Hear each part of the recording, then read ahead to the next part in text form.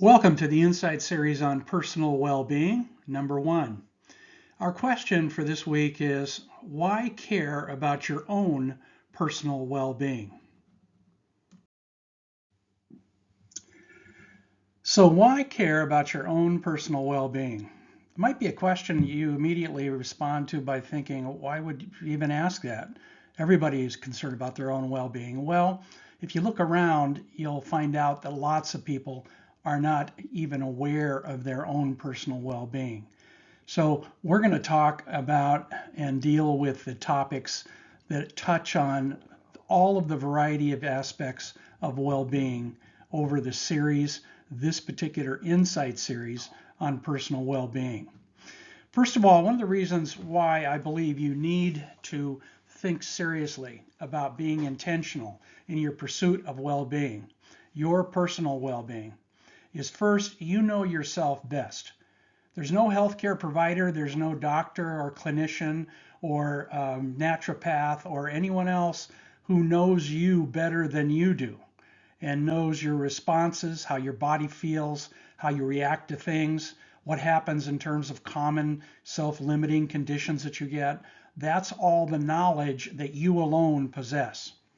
Next, and the second reason is there are lots of ways for you to lose both the quantity of your life by doing things that are risky, by doing things that lead to chronic diseases and injuries and other things. There's also ways to lose your peace and your well-being and in life, and that's because a lot of things around us are working against our well-being. They are advocating that we consume things or we do things or we handle our lives in various ways. And those may not be really wisdom kinds of perspectives for us to have.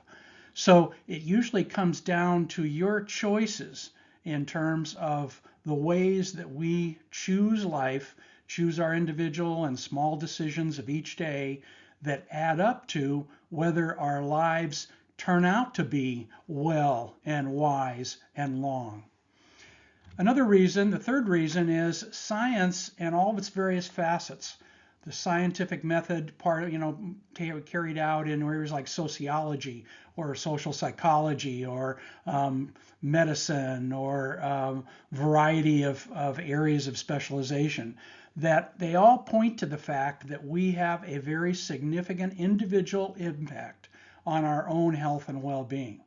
So we can't rely on the healthcare system to give us health when we in fact injure that health or damage our health in certain ways.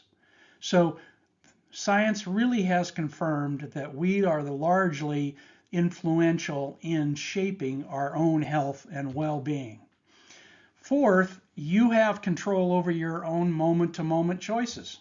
So what you choose to do, how long you sleep, whether you handle your stress in certain ways, how much alcohol you consume, whether you're physically active during the day, how much you work, how much you have devoted toward family relationships, all of the interactions that go on day to day.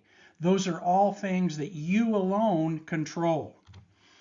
The fifth reason is you only go around once. Regardless of what you think about reincarnation, there is no valid evidence that we have multiple lifespans and lifetimes. So that once should in fact be enough.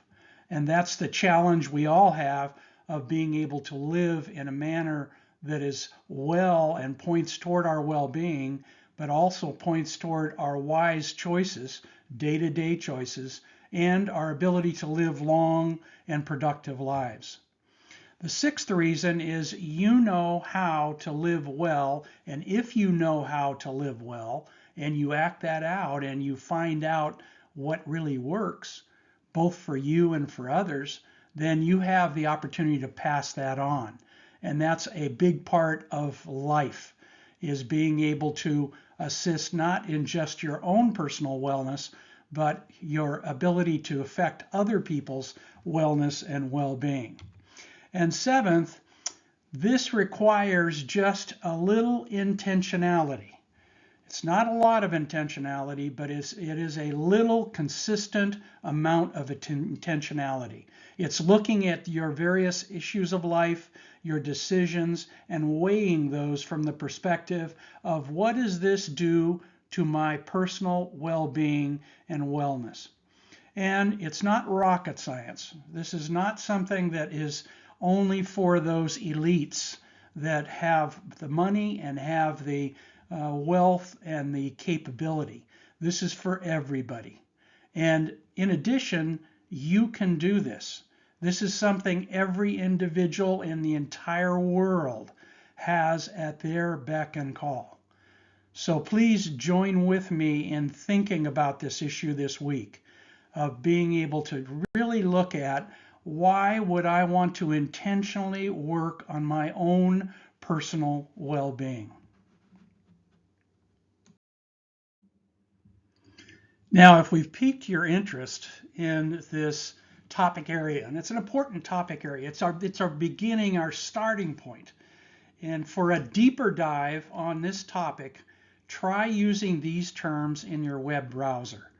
And those terms include personal well-being, physical well-being, that's a dimension where we're looking at our physical health, financial well-being, that's our assets and what we have in terms of the wealth and the ability to purchase things and to live and to make decisions and to buy the things that we need. Mental well-being, which we've really heard a lot about, obviously, under the COVID problems and anxieties around the whole area of the pandemic and its effects on our lives and our livelihoods. So mental well-being. Social well-being is that aspect where we are interacting with others and we're gaining support, we're encouraging, we're admonishing, we are working in relationship. And that can be a family or outside the family, but that's a whole series of networks of connections, and that's the social well-being. Emotional well-being would be the sense of our feelings and our emotions and how they influence our choices and our decisions and our days and our life experience. So those are some of the areas that if you use these terms and you do some looking into the kinds of issues that come up from your search engine in your browser of choice, you will be able to pursue some of these more specialized areas. We're going to be covering all of these in the weeks and months ahead. We hope that this information is helpful in beginning your well-being journey. And we ask that you would live well, live wise, and live long.